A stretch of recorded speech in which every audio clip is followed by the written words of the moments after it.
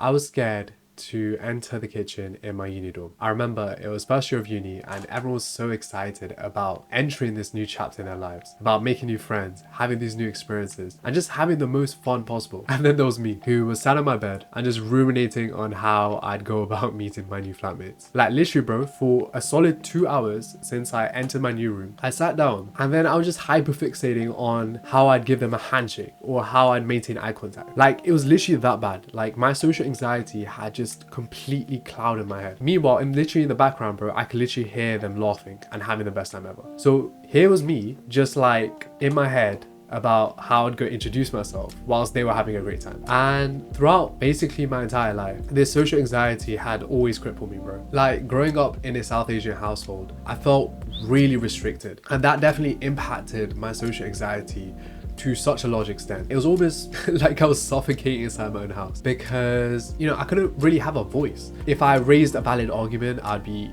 automatically disregarded. And the premise of giving the utmost priority to my parents basically preceded everything, which meant that, you know, I couldn't really say what was on my mind. Forgetting the fact that I had to endure a lot of abuse and a lot of trauma, which definitely impacted me a lot. I think the fact that I wasn't even allowed to go outside and go meet with my friends just because they placed so much pressure on my academics, it meant that I couldn't even develop, you know, the necessary social skills growing up. Like I could barely even hold a convo.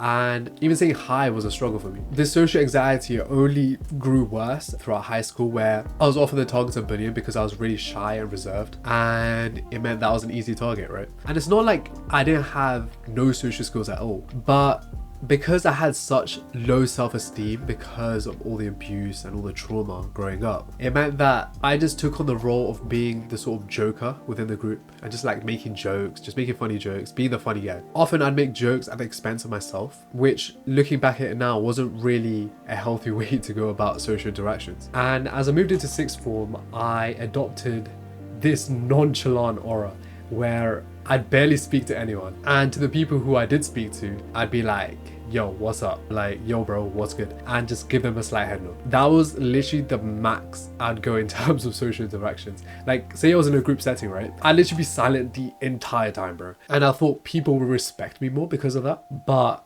boy, was I wrong. And I think just adopting that nonchalant aura was sort of a coping mechanism for me, honestly, because I was so bad at holding a conversation. Just like, you know, being able to speak to people in general, I sort of masked that by just not speaking at all, which provided me with the safety and comfort I thought helped me at the time, but it only made things worse down the line. And the reason it made things worse is because I felt like such an outcast, bro.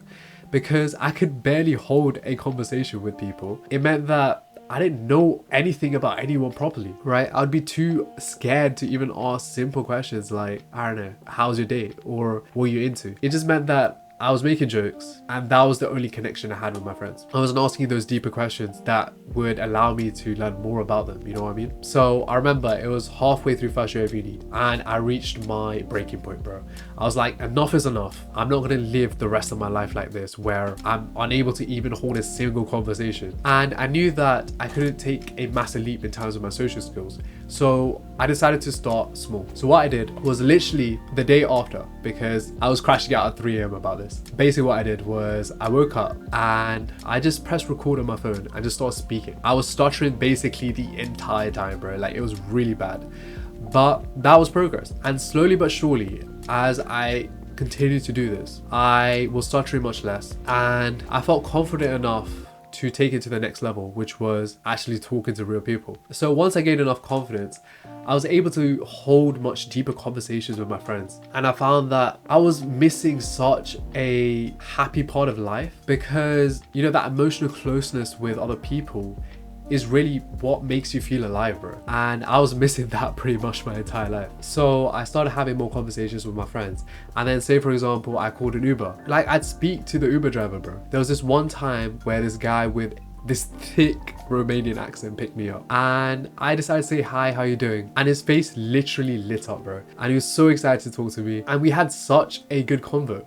And turns out we're both huge Chelsea fans, which is crazy because I wouldn't have known that otherwise if I didn't have that combo with him. And side note, yeah, I know we got smoked by PSG the other day, bro, relax. And he was telling me how most of the people he picks up, they literally just get in the car, and they just start scrolling or flipping Insta or TikTok, or they just put their headphones into their ears.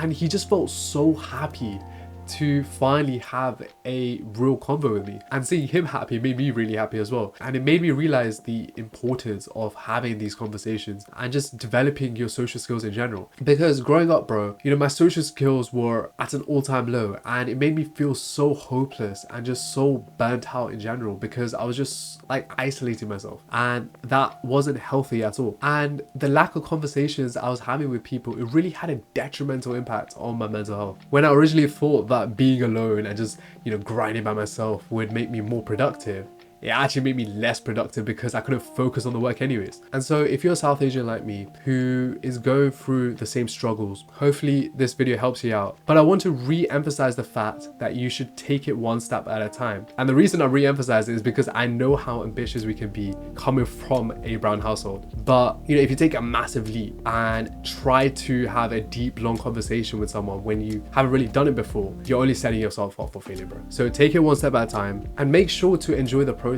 Like, don't punish yourself if things go wrong.